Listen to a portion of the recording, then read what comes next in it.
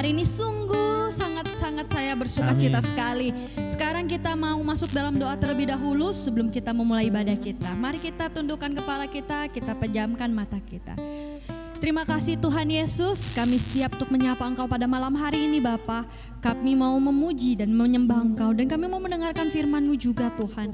Dan kami mau sekarang memuji dan menyembah Engkau, kiranya Engkau berkati ibadah kami ini dari awal hingga akhirnya nanti. Haleluya Bapa. Amin. Haleluya. Sekarang kita mau memuji Tuhan, saya mengundang untuk semua jemaat untuk bangkit berdiri. Dengan hati yang bersyukur kita mau masuk ke dalam hadirat Tuhan. Amin.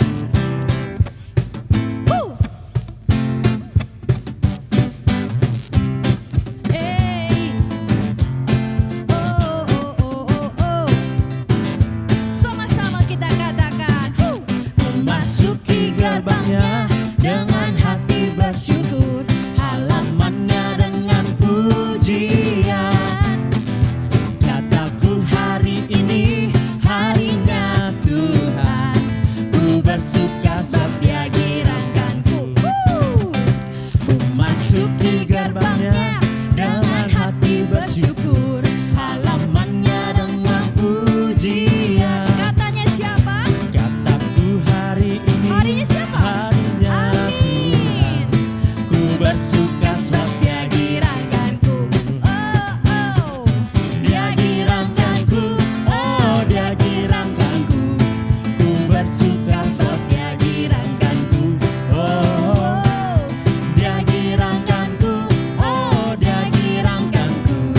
Ku bersuka sebab Dia giranganku. Haleluya.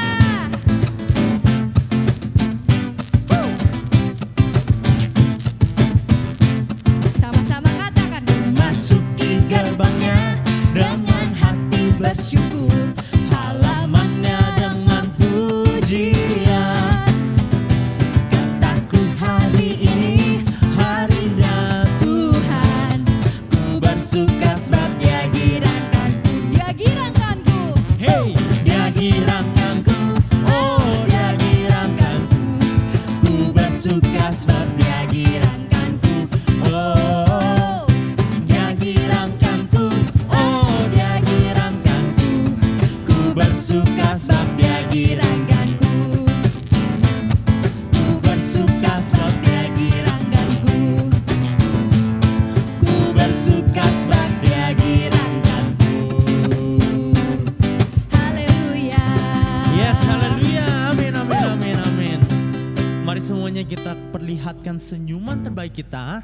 Sebab saya yakin, saya percaya lewat senyuman kita boleh menjadi berkat untuk setiap orang yang Amin. melihatnya. Yes. Sebab Tuhan yang kita sembah, Tuhan yang kita puji adalah Allah yang hidup, Allah yang benar dulu sampai selama-lamanya. Yes, haleluya. Dialah gunung batu, dialah kota benteng, dialah ombak keselamatan kita. Haleluya. Sama-sama kita naik pujian nih. Yes. Hey. Kau gunung batuku dan Kau kota bentengku, tak akan ku ragu. Kau menjamin hidupku, Kau keselamatanku, dan Kau yang membelaku, tak akan ku takut.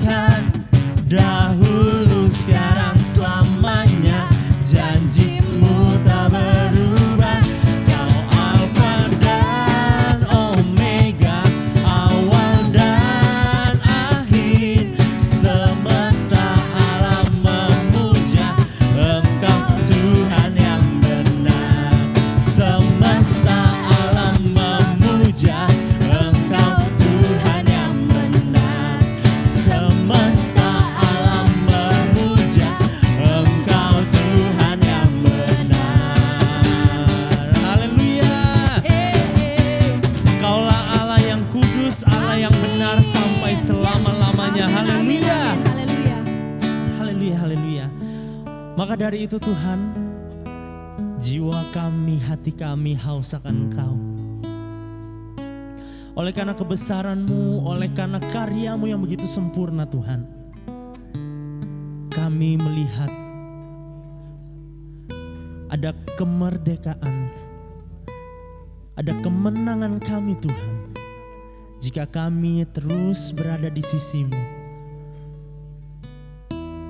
sampai pada akhirnya Engkau temukan Tuhan hati-hati yang setia, hati yang rindu kepada Engkau tetap ada di dalam hidup kami Tuhan. Yes Tuhan. Di saat dunia menawarkan berbagai macam hal, kami tahu semuanya itu hanyalah kesenangan semu yang sebentar saja hilang. Tapi lubuk hati kami yang terdalam, kami tahu kami hanya butuh satu. Kami butuh Engkau Tuhan. Haleluya.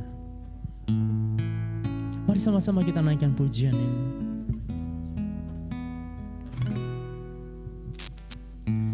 Kerinduanku datang padamu, Allah mulia mawar Syaron, ku cinta. Kaulah rajaku, Kaulah rajaku dan sahabatku, dan sahabatku, terindah, termanis Engkau bagiku. Dengan lembut kita katakan, ku sembah Kau dalam roh dan kebenaran. Ku sembah Kau dalam roh dan kebenaran. Tak seorang pun jua seperti Kau, Yesus. Mari kita nyatakan lebih dahsyat lagi, kerinduanku Tuhan, kerinduanku, yaitu datang kepadamu Yesus, datang padamu, Allah mulia mawar Syaron, ku cinta. Kaulah rajaku Tuhan,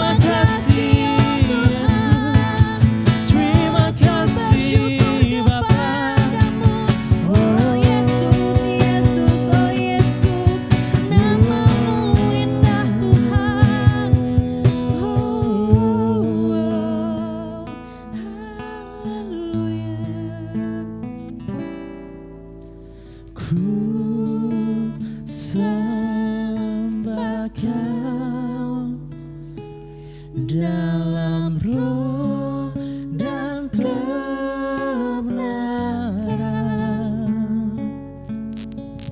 Ku sembah Kau dalam roh dan kebenaran.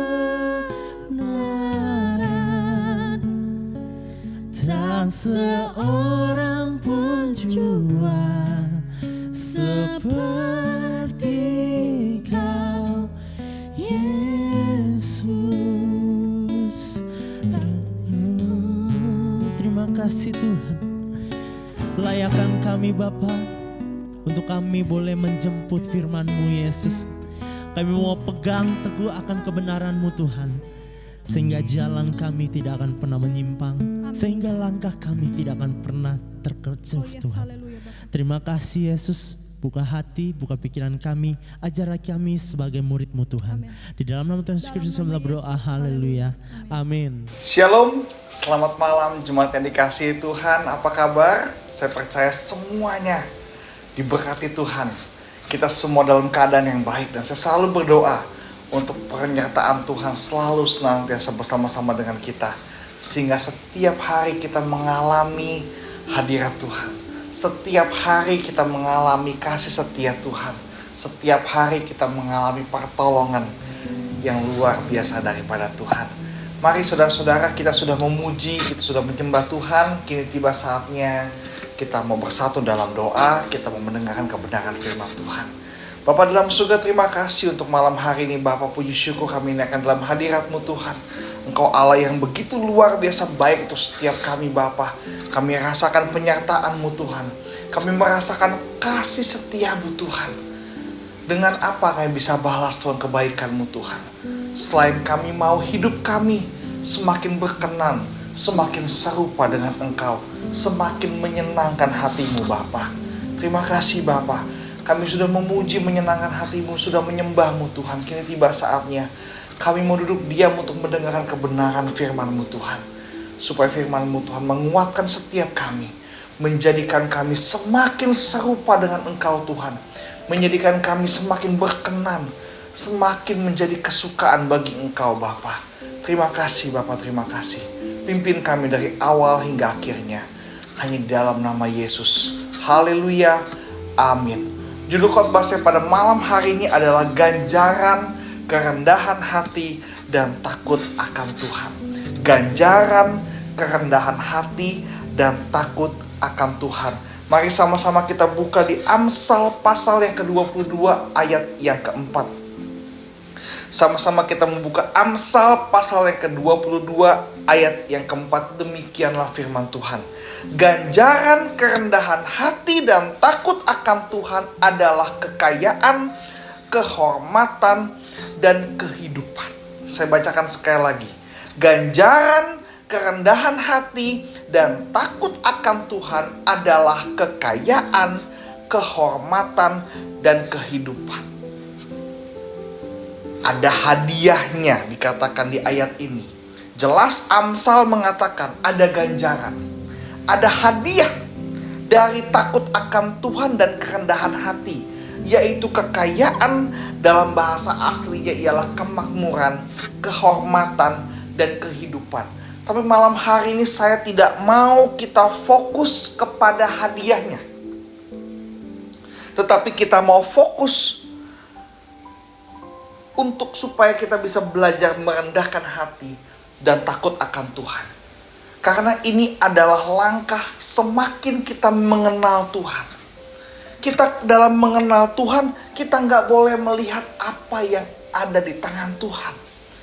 Yang namanya mengenal Tuhan, kita harus tahu apa yang di dalam hati Tuhan dan di dalam pikiran Tuhan. Bagaimana kita harus belajar merendahkan hati seperti Kristus, itu namanya mengenal Tuhan. Bagaimana kita merendahkan hati kita seperti Kristus, dan kita mau takut akan Tuhan, sehingga kita berjalan sesuai dengan kehendak dan rencana Tuhan. Inilah esensi kekristenan. Bagaimana kita bisa melakukan apa yang Tuhan lakukan. Dan kita harus belajar tunduk, hormat, takut kepada Tuhan. Nah, kita mau fokus pada hal ini. Kalau kita fokus pada kerendahan hati, kita mau belajar merendahkan hati, kita mau belajar takut akan Tuhan, kita mau fokus pada dua hal ini, saya mau katakan hadiah akan mengikuti kita. Ada amin saudara-saudara? Hadiah akan mengikuti kita. Kekayaan, kehormatan, kehidupan akan mengikuti kita. Kalau kita memiliki kerendahan hati dan kalau kita memiliki rasa takut akan Tuhan, otomatis hadiah akan mengikuti.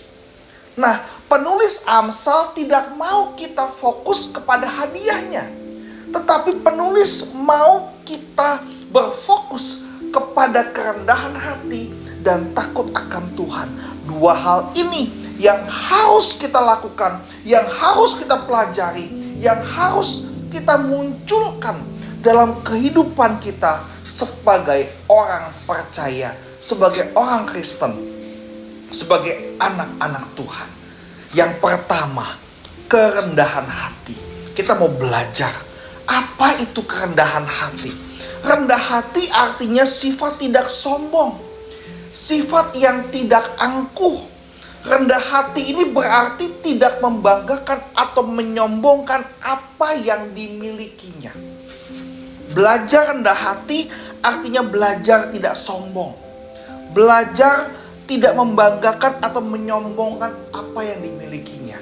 Rendah hati belajar hidup sederhana. Rendah hati belajar untuk menyederhanakan hidup kita ini. Nah, kita mau belajar daripada Tuhan. Karena rendah hati adalah salah satu sifat daripada Allah kita. Filipi 2 ayat 5 sampai ke 9. Filipi pasal yang kedua ayat 5 sampai 9. Kita mau belajar lebih dalam lagi apa itu kerendahan hati. Kita baca sama-sama di Filipi 2 ayat 5 sampai 9. Demikianlah firman Tuhan, hendaklah kamu dalam hidupmu bersama menaruh pikiran dan perasaan yang terdapat juga dalam Kristus Yesus. Perhatikan baik-baik, yang walaupun dalam rupa Allah, dalam rupa yang maha kuasa, rupa seorang Allah, tidak menganggap kesetaraan dengan Allah itu sebagai milik yang harus dipertahankan.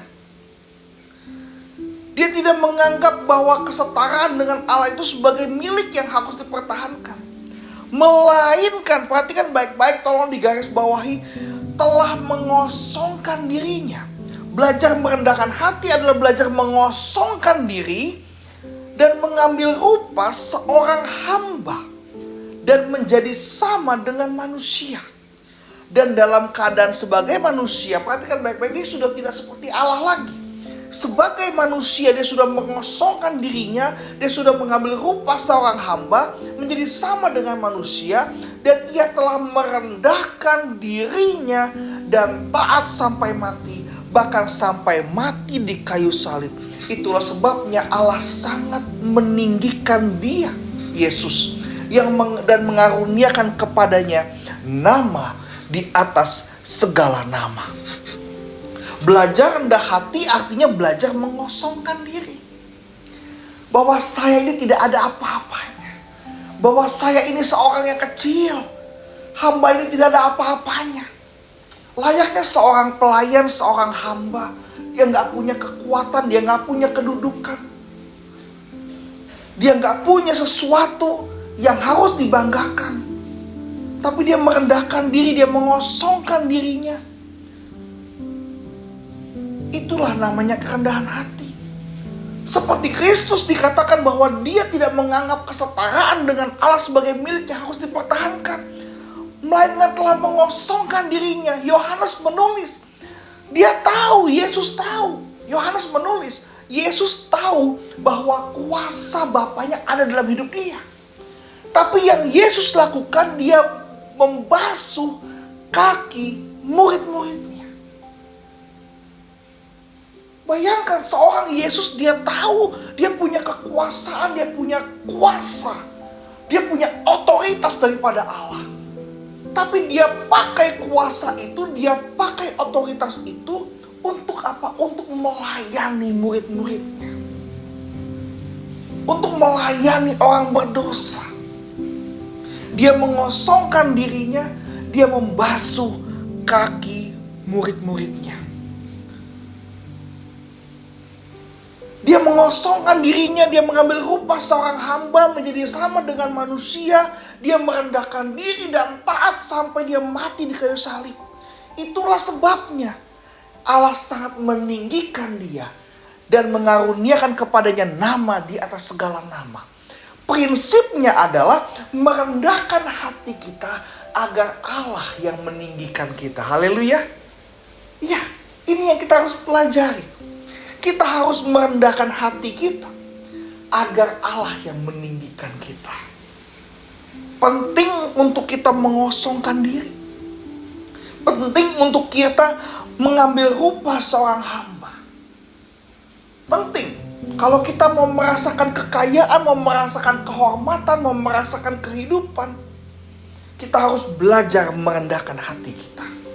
Kita harus belajar supaya kekayaan, kehormatan, kehidupan yang daripada Tuhan yang mengangkat kita.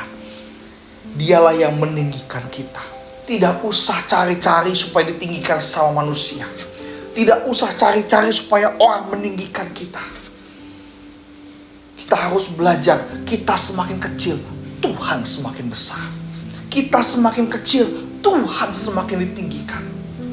Kita harus belajar demikian. Sehingga Allah yang Maha Kuasa meninggikan kita, mengaruniakan kepada kita berkat yang berlimpah-limpah. Tapi jangan fokus pada berkat, tapi kita fokus belajar bagaimana kita harus merendahkan hati kita. Firman Tuhan dalam Yakobus 4 ayat yang ke-6 dikatakan, tetapi kasih karunia yang dianugerahkannya kepada kita lebih besar daripada itu. Karena itu ia mengatakan, Allah menentang orang yang congkak. Allah menentang orang yang sombong, tetapi mengasihani orang yang rendah hati. Saudara-saudara, kalau kita belajar merendahkan hati kita, Allah mengasihani kita. Kalau kita belajar mengosongkan dirinya, aku gak ada apa-apanya Tuhan. Ketika kita mau daging kita berkuasa, Allah gak mau berkuasa. Dia kuasanya tidak nyata dalam kehidupan kita. Tetapi ketika kita mengosongkan diri kita, Allah yang luar biasa mau menyatakan kuasanya atas hidup setiap kita. Ketika orang congkak, ketika orang sombong, dia tidak perlu Tuhan. Dia merasa dia yang paling hebat. Bagaimana Tuhan mau mengasihani dia? Kalau dia merasa dia paling hebat, dia paling pintar. Tetapi sebaliknya kalau orang yang merendahkan hati, Allah mau mengasihani dia. Allah mau membantu dia, Allah mau menolong dia. Allah mau menyatakan kuasanya atas hidup setiap kita. Ketika orang congkak sombong menganggap yang paling baik, paling benar, di saat itu juga, ini orang gak bisa ditegur. Ini orang gak bisa dibentuk. Yang pada akhirnya kita gak akan pernah menjadi lebih baik. Kita gak akan pernah berubah menjadi lebih baik. Kenapa? Karena kita menganggap kita yang paling hebat. Kita yang paling benar. Udah bebal, sombong. Udah bodoh, galak. Enggak mau diatur, enggak mau dibentuk. Bagaimana Tuhan mau beracara? Justru Tuhan akan beracara, Allah kita, Yesus akan beracara pada hidup setiap kita ketika kita mengosongkan diri. Ketika kita rendah hati. Contoh, Petrus ketika Tuhan bilang tebakkan jala, Petrus cuma bilang apa?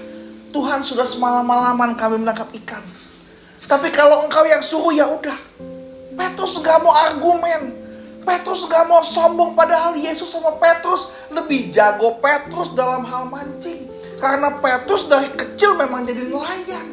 Yesus tukang kayu sama nelayan dalam hal nangkep ikan, ya jelas paling pintar nelayan. Nelayan lu mau ajarin bagaimana nelayan dia paling pintar nangkep ikan. Dia tahu teknik-tekniknya, dia tahu jam-jam nangkepnya bagaimana. Dia tahu posisi-posisi mana yang bagus buat cari ikan. Tapi Petrus nggak bantah, Petrus nggak sombong, Petrus nggak congkak. Dia mengosongkan dirinya, dia rendah hati. Dia cuma bilang, apa yang sudah dia alami Tuhan, aku sudah semalam-malaman capek, aku sudah semalam-malaman carikan tapi nggak dapat juga Tuhan. Tapi kalau Engkau yang suruh, oke lah aku lakukan. Banyak dari kita sombong. Kita komentar sama Tuhan, saya tahu masalah saya besar Tuhan, masalah saya besar Tuhan, toko saya belum buka-buka Tuhan, bisnis saya hancur karena COVID Tuhan. Kita komplain begitu. Tuhan minta apa kita nggak mau atur, kita nggak mau lakukan. Kita sok pintar. Akhirnya apa? Tuhan nggak tolong kita. Beda dengan Petrus, dia nggak bantah. Dia cuma bilang keluh kesahnya, sudah semalam-malaman aku carikan tapi aku nggak dapat Tuhan. Tapi kalau Engkau yang suruh Tuhan, aku lakukan juga. Petrus tebar jala itu. Petrus nggak berubah dari nelayan jadi tukang jualan obat. Petrus nggak berubah dari tukang ikan jadi petani. Dia nggak berubah. Apa yang Petrus punya, apa yang Petrus miliki, dia seorang nelayan. Yang dia lakukan adalah, ya dia mau tangkap ikan. Meski sudah semalam-malaman dia cari. Tapi ketika kita ikut Tuhan, Tuhan bilang, tebarkan. Hari ini engkau punya toko, belum buka. Besok belajar. Dengar apa kata Tuhan. Kita mau buka bisnis kita. Apa yang kita punya, apa yang kita bisa, kita lakukan yang terbaik. Pasti Tuhan buka jalan. Nggak berbantah-bantah. Petrus nggak bantah. Petrus tebarkan jala. Hasilnya apa? Ikan yang begitu banyak. Ditaruh di 2 perahu. 2 perahu itu hampir tenggelam karena banyaknya ikan. Kita mau belajar lagi. Contoh kerendahan hati Naaman. Seorang panglima. Seorang panglima. Disuruh mandi di sungai Yordan sama seorang hamba. Kalau dia mau bersikeras, dia sombong. Aku panglima. Saya harus mandi di tempat yang layak. Layaknya seorang panglima. Engkau siapa nyuruh-nyuruh saya mandi di sungai? Mandi di sungai. Naaman gak berbantah-bantah. Dia langsung mandi. Apa yang terjadi? Tahir. Naaman sembuh dari sakitnya. Janda di Sarfat ketika Elia minta roti sama dia. Dia hanya bilang keluh kesahnya. Ya saya cuma punya segenggam roti. Abis ini saya makan, ya saya tinggal tunggu mati. Tapi kalau engkau yang minta, ya udahlah aku kasih dulu buat kamu. Dibikin roti bundar buat si Elia. Ketika Elia makan roti itu, minyak dalam buli-bulinya tidak pernah habis. Tepung dalam tempayannya tidak pernah habis. Kenapa? Karena janda ini tidak berbantah-bantah. Allah mengasihani orang yang rendah hati. Allah mengasihani orang yang mengosongkan dirinya. Dan dia diberkati Tuhan. Ada kehidupan, ada kehormatan, dan ada kekayaan yang menghampiri ketika seseorang mencari kerendahan hati. Mencari kerendahan hati. Ya kita mau belajar. Bukti nyata Petrus dia gak mau bantah-bantah Tuhan. Tuhan bilang tebakan, dia tebakan. Apa yang terjadi? Hasilnya begitu banyak. Allah mengasihani orang yang rendah hati. Tuhan mau memberkati orang yang rendah hati. Ada kekayaan, kehormatan, kehidupan di dalam orang yang punya kerendahan hati. Yang kedua, orang yang memiliki takut akan Tuhan. Nah ini dia. Yang kerap kali saya mau ajarkan kepada kita semua. Harus belajar takut akan Tuhan. Karena takut akan Tuhan mengandung rasa hormat kepada Tuhan. Menghormati Tuhan dimanapun kita berada. Dimanapun posisi kita. Apapun yang kita kerjakan. Karena hal yang paling agung, paling mulia adalah ketika kita memiliki kegentaran akan keberadaan Tuhan. Itu hal yang paling luar biasa. Ketika kita memiliki kegentaran, ketika kita memiliki ketakutan akan keberadaan Tuhan, rasa-rasanya Tuhan ada di sebelah saya. Oleh sebab itu yang saya lakukan harus benar. Yang saya lakukan harus sesuai dengan apa kata firman Tuhan. Ini adalah orang yang pantas menerima kekayaan, kehormatan, dan kehidupan. Kita mau belajar. Contoh, saya pasti akan kasih contoh. Contoh tokoh firman Tuhan. Di Ayub pasal yang pertama, ayat 1-3. Kita mau belajar. Belajar takut akan Tuhan. Karena itu mengandung hormat kepada Tuhan. Kita mau belajar, takut belajar hormat sama Tuhan. Menghormati waktu ibadah kita sama Tuhan. Menghormati apa yang Tuhan berikan pada hidup setiap kita.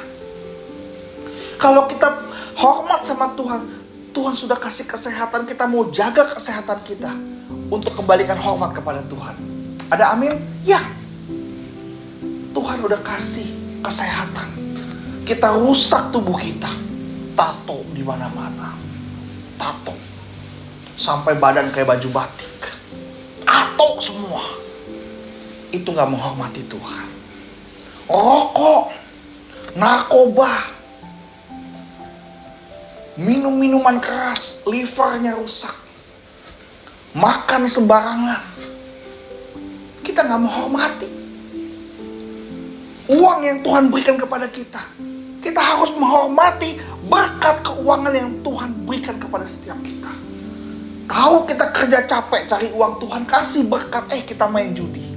Tuhan gak suka. Oleh sebab itu, belajar kita mau hormat sama Tuhan. Hidup ini adalah kehormatan dari Tuhan. Apa yang kita miliki, uang kita, kekayaan kita hari ini. Kalau saudara hari ini ada cukup dalam hal materi, saya mau beritahu, kekayaanmu adalah kehormatan daripada Tuhan. Sudah seharusnya apa yang kita miliki, kita kembalikan untuk hormat kemuliaan bagi nama Tuhan. Ada amin saudara-saudara? Karena saya mau saudara semua, jemaat-jemaat GB Gregorios sekalian, kita dipelihara oleh Tuhan. Kehidupan kita dipelihara oleh Tuhan. Ini yang kita mau lakukan. Kita mau belajar takut akan Tuhan. Belajar hormat sama Tuhan. Kita menghormati apa yang Tuhan berikan kepada setiap kita. Ada amin saudara-saudara? Ya, haleluya. Kita mau belajar dari satu tokoh. Ayub 1 ayat sampai ketiga. Saya mau baca buat kita semua. Ada seorang laki-laki di tanah Uz bernama Ayub. Perhatikan baik-baik, orang itu apa? Saleh dan jujur. Ia apa? Takut akan Allah dan menjauhi kejahatan. Ia mendapat 7 anak laki-laki, 3 anak perempuan.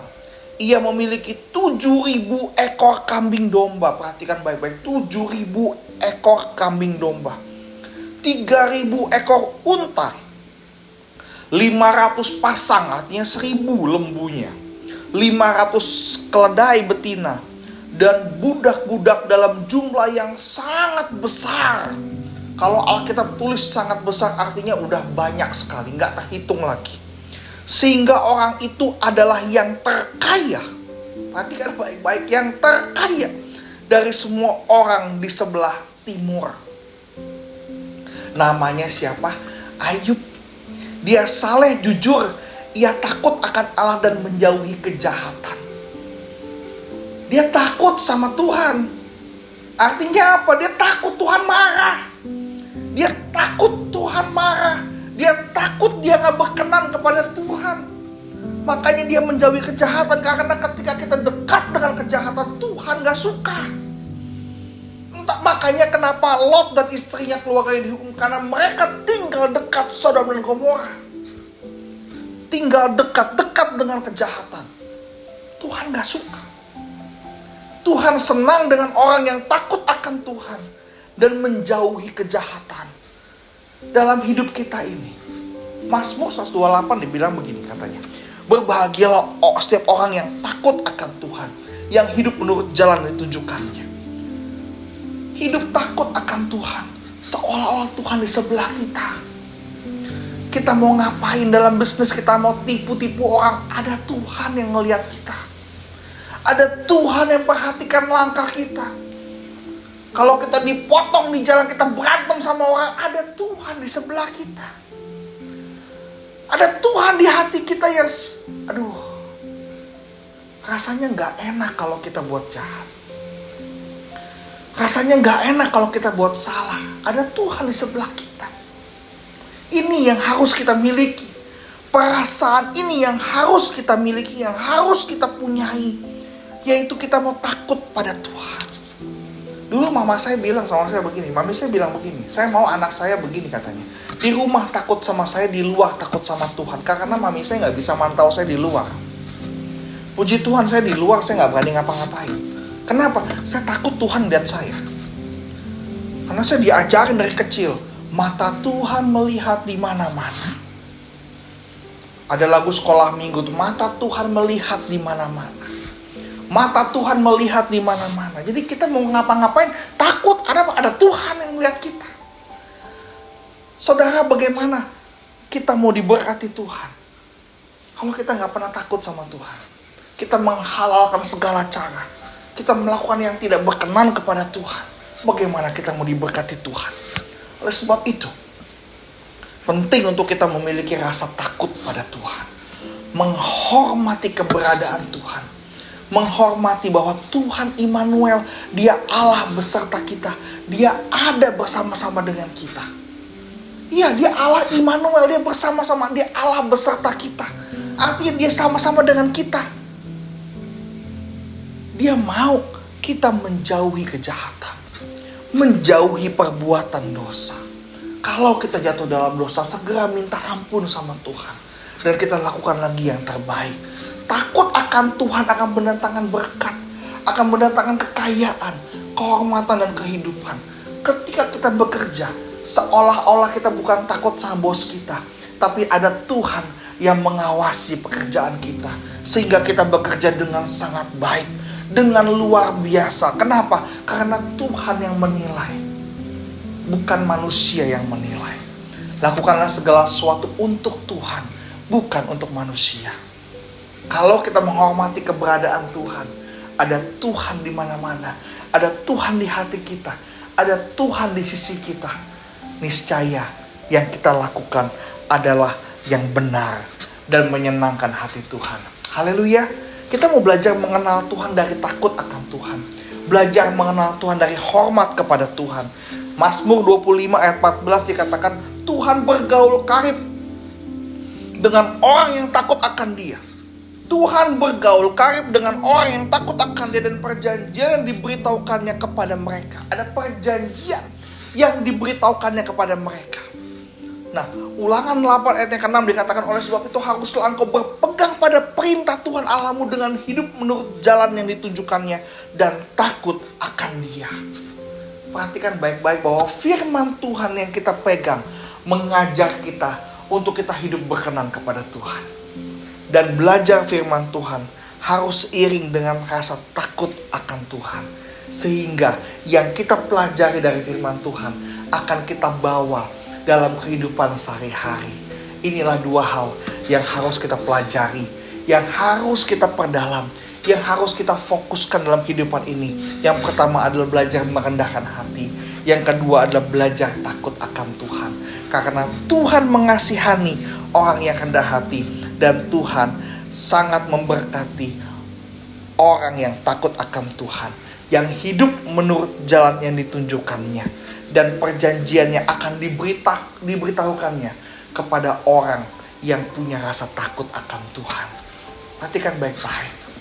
Biarlah malam hari ini kita belajar dua hal ini, supaya kita mendapat ganjaran, mendapat hadiah, kekayaan, kehormatan, dan kehidupan.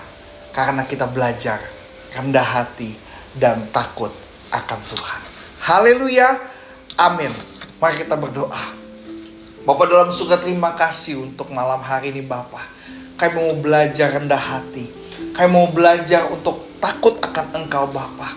Karena kami mau mengenal Engkau lebih dalam lagi. Mengenal isi hatimu dari melakukan apa yang Engkau sudah lakukan Tuhan. Meneladani Engkau, mencontoh Engkau Tuhan. Kalau Engkau adalah Allah yang rendah hati, yang mengosongkan dirinya, bahkan taat, mati di kayu salib untuk kita semua. Dan Allah meninggikan Engkau. Terima kasih Bapak, terima kasih. Kami mau belajar pada malam hari ini. Mau belajar merendahkan hati. Kami mau belajar takut akan Engkau. Supaya kami semua mendapat ganjaran. Yaitu kekayaan, kehidupan, dan kehormatan hanya daripadamu Tuhan. Kami nggak mau berfokus pada hadiahnya Tuhan. Tapi kami mau belajar untuk lebih mengenal Engkau. Belajar merendahkan hati, belajar takut akan Engkau Tuhan. Terima kasih Bapa, mampukan kami semua Bapa. Hamba-Mu selesai berbicara, tapi biarlah Roh Kudus-Mu terus berbicara pada hati setiap kami. Jemaat yang dikasihi Tuhan, angkat kedua tangan-Mu. Terimalah berkat daripada Tuhan. Cinta kasih dari anak yang tunggal Tuhan Yesus Kristus menyertai kita semua. Dari hari ini hingga Maranatha, Yesus datang yang kedua kali dan sampai selama-lamanya. Di dalam nama Yesus, haleluya, haleluya, amin. Tuhan Yesus memberkati setiap kita. Shalom.